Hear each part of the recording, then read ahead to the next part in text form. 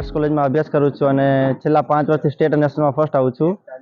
ગયા વખતે મારું ટાઈમિંગ હતું 55.56, જ્યારે રેકોર્ડમાં 27 સેકન્ડ રહી ગયું હતું. અને આ વખતે મારું ટાઈમિંગ છે 1 કલાક 14 સેકન્ડ.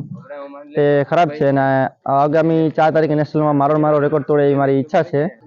નેશનલ આવી રહી છે, પ્રેક્ટિસ સારી અને વધુ મહેનત કરી રહ્યા છીએ. જે કે મારો 55.30નો નેશનલ રેકોર્ડ છે તે તૂટે એવી મહેનત કરી રહ્યો છું. દિવસ દરમિયાન સવારે 5 વાગે અહીંયા ગિરનાર પહોંચી જાઉં છું અને 7 વાગ્યા એટલે 2 કલાક સુધી સવારે અને 2 કલાક સાંજે પ્રેક્ટિસ કરું છું. આ તૈયારી છે ને, જ્યારે ગિરનાર કોમ્પિટિશન 1 મહિના અગાઉ તૈયારી સ્ટાર્ટ કરું છું. આખું વર્ષ તૈયારી કરતો નથી, કેમ કે આમાં નીમાં બહુ પ્રોબ્લેમ આવવાના કારણે નીની ઇન્જરી વધી જાય. ત્યાં બહુ હાર્ડ છે, એટલા માટે નીમાં પ્રોબ્લેમ વધી જાય. એટલા માટે આખા વર્ષ કોઈ પણ વ્યક્તિએ તૈયારી કરવી નહીં. બહારથી જે હરિયાણા, રાજસ્થાન, પંજાબ, ચંડીગઢ, જમ્મુ કાશ્મીરથી તે છોકરા આવે છે, તેને મારી એક નમ્ર અપીલ છે કે તે લોકો અહીંયા આવીને ડેઈલી અંબાજી ના જાય, અલગ અલગ વર્કઆઉટ બનાવે.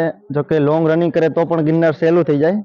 અને ડેઈલી અંબાજી જવાથી નીમાં પ્રોબ્લેમ વધી જાય. જે કે 2-5 વર્ષ વયા જાય પછી તેમાં નીમાં પ્રોબ્લેમ થઈ શકે છે. એટલા માટે તમારે એટલું હાર્ડ કરવાની જરૂર નથી.